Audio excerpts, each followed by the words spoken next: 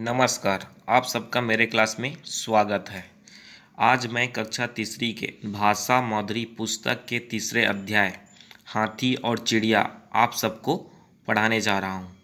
यह एक कहानी है और इस कहानी के लेखक हैं गोविंद शर्मा। तो चलिए हम कहानी शुरू करते हैं। एक हाथी और एक चिड़िया में झगड़ा हो गया। शुरुआत में ही कहा गया है कि एक हाथी और एक चिड़िया में क्या हो गया, झगड़ा हो गया। क्यों हुआ? हुआ यूं कि एक दिन चिड़िया अपने लिए एक नया घोंसला बना रही थी। यहाँ वहाँ से तिनका इकट्ठे कर रही थी। एक बार में वह एक ही तिनका उठा पाती थी। क्या हुआ कि एक बार एक चिड़िया घोंसला बनाने के लिए क्या कर रही थी, तिनके इकट्ठे कर रही थी। इकट्ठे करना मतलब एकत्रित करना। तो तिनके एकत्रित कर रही थी। एक बार में वह एक ही तिनका उठा पाती थी। वह तिनका पकड़ती, उड़ती और पेड़ की डाली पर रख आती। उसे बार बार यह करते देख हाथी को हंसी आ गई। चिड़िया जो है घोंसला बनाने के लिए क्या कर रही थी, तिनके उठा रही थी।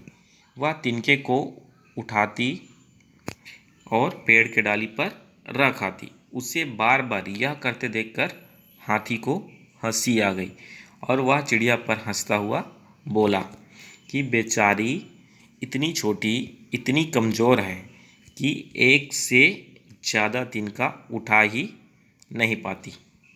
देखिए चित्र में हाथी जो है चिड़िया को बोल रहे हैं कि इतनी कमज़ोर है, इतनी छोटी है कि एक बार में एक से ज़्यादा तिनका नहीं उठा पाती।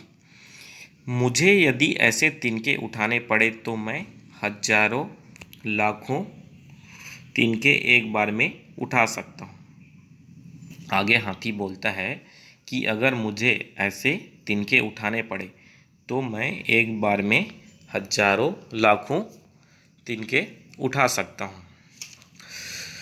आगे घोंसला बनाने के लिए चिड़िया ने धरती पर गिरा पत्ता उठाना चाहा। पत्ता कुछ बड़ा था, उससे उठ ही नहीं रहा था। आगे क्या होता है कि चिड़िया घोंसला बनाने के लिए धरती मतलब ज़मीन पर गिरा हुआ पत्ता उठाना चाहा, परंतु पत्ता का साइज काफ़ी बड़ा था, इसलिए वो उठा नहीं पा रही थी। बार बार उसके मुंह से पत्ता जो है ज़मीन पर गिर जाता है। चित्र में दिख रहा है चिड़िया जो है पत्ते को उठाने का प्रयास कर रही है, लेकिन पत्ता बड़े होने के कारण उससे उठ नहीं रही है। यह देखकर तो हाथी को खूब हंसी आई। हंसते हंसते बोला, कुदरत ने तुम्हें बनाने में खूब कंजूसी दिखाई है। हाथी चिड़िया को बोलते हैं कि कुदरत ने मतलब भगवान ने तुम्हें बनाने में खूब कंजूसी दिखाई है। एक पत्ता तक तुमसे नहीं उठता। मैं चाहूँ तो इस पूरे पेड़ को उखाड़ कर उठा सकता हूँ। क्या तुम ऐसा कर सकती हो? मतलब हाथी जो है चिड़िया से प्रश्न करती है कि अगर मैं चाहूँ तो पूरे पेड़ को उखाड़ कर उठा सकता हूँ, क्या तुम ऐसा कर सकती हो? तो चिड़िया जवाब में कहती है, मैं ऐसा क्यों करूँगी? यदि पेड़ को उखाड़ा जाए तो उस पर रहने वाले कितने ही पक्षियों के घर उजड़ जाएंगे। उजड़ जाएंगे मतलब नष्ट हो जाएंगे, खराब हो जाएंगे। चिड़िया जवाब में कहती है कि अगर पेड़ को उखाड़ा जाए तो उसमें रहने वाले पक्षियों के घर क्या हो जाएंगे, उजड़ जाएंगे, नष्ट हो जाएंगे। एक पेड़ को बनने में कम से कम 10 वर्ष लग जाते हैं। आगे चिड़िया बोलती है कि एक वृक्ष को, एक पेड़ को बनने में कितना समय लग जाता है, 10 वर्ष। हाथी को गुस्सा आ गया। वह बोला, चिड़िया की बच्ची तुम बहुत ज़्यादा चींची करती हो। जैसे ही चिड़िया बोली कि एक वृक्ष को बनने में 10 वर्ष लग जाता है तो हाथी को गुस्सा आ जाता है और वह बोला, चिड़िया की बच्ची तुम बहुत ज़्यादा चींची करती हो।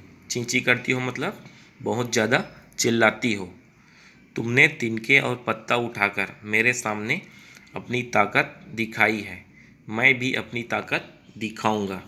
इस प्रकार हाथी जो है चिड़िया से कहने लगते हैं कि तुमने तिनके उठाकर अपनी ताकत दिखाई है, अब मैं भी इस पेड़ को उखाड़कर अपनी ताकत दिखाऊंगा। देखिए चित्र में नीचे हाथी जो है अपने सूंड से पेड़ को उखाड़ दिया है। चलिए आगे देखते हैं। यह कहकर हाथी ने एक पेड़ के तने पर अपनी सूंड लपेटी और उसे उखाड़ने लगा। चिड़िया ना ना करती रही, पर हाथी पेड़ को उखाड़कर ही माना। ठीक है, हाथी जो है अपनी ताकत दिखाने के लिए क्या किया, पूरे पेड़ को अपने सूंड पे लपेटा और उखाड़ दिया। चिड़िया उसको बार बार मना करती रही, लेकिन चिड़िया की बात को हाथी नहीं सुना। पेड़ पर बने पक्षियों के घोंसले नीचे गिरने लगे। वहाँ पक्षियों की चीखें सुनाई देने लगी। ठीक है, जैसे ही हाथी ने क्या किया, पेड़ को उखाड़ा। देखिए चित्र में देख रहे हैं, तो उसमें बने हुए पक्षियों के घोंसले नीचे गिरने लगे, अंडे भी टूटकर गिरने लगे। इस प्रकार हाथी है वो इतने में ही नहीं रुका। उसने क्या किया, पेड़ को अपनी पीठ पर टिकाया, मतलब पेड़ को अपने पीठ पर टिकाया मतलब अपने पेड़ पीठ पर रखा और यहाँ वहाँ घूमने लगा। यह देखकर चिड़िया ने दुख के मारे अपनी आंखें बंद कर ली। हाथी क्या किया, उस पेड़ को उखाड़ा और अपने पीठ पर रख कर जंगलों में इधर उधर घूमने लगी। इसको देखकर चिड़िया को बहुत दुख हुआ और उसने इस दुख के कारण अपनी आंखें बंद कर ली।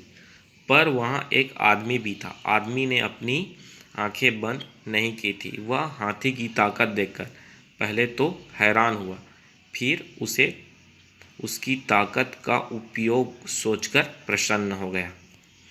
क्या होता है, ये जो सारा दृश्य है, नज़ारा है, उसको पीछे आदमी देखता रहता है। दिख रहा है ना, सारा नज़ारा वो देख रहा था।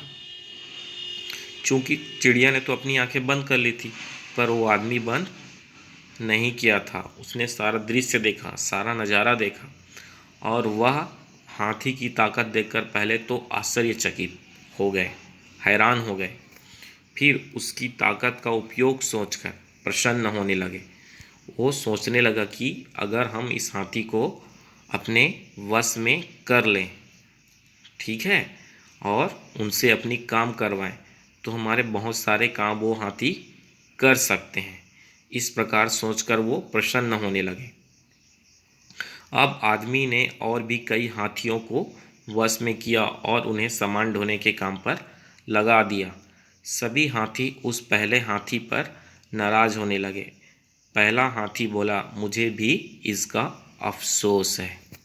क्या होता है, वो जो आदमी था उस हाथी को तो अपने वश में किया, उसके साथ साथ और जो भी हाथी थे उनको भी उन्होंने अपने वश में किया। और वश में करना मतलब काबू में करना, अपने काबू में किया और उसको सामान ढोने के काम पर लगा दिया।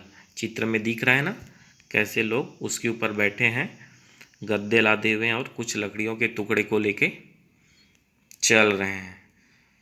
तो इस प्रकार सभी को उस पहले वाले हाथी पर नाराज होने लगा और लास्ट में जो हाथी था वो उसको भी अपनी गलती का एहसास हुआ और मुझे भी बोला ना कि अफसोस हो रहा है।